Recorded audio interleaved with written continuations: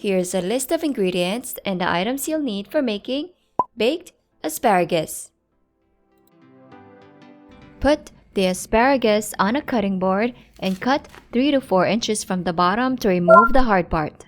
Wash them and set aside for later. In a glass bakeware or pan, pour the extra virgin olive oil. Add some paprika,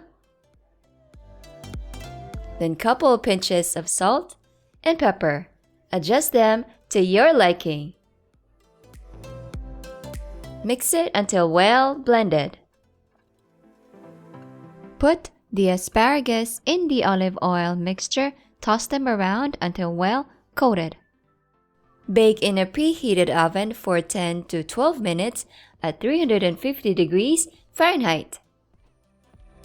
After 10 or 12 minutes, remove from the oven and allow to cool for 5 minutes or until ready to use. There you have it, my 5-ingredient baked asparagus. Enjoy!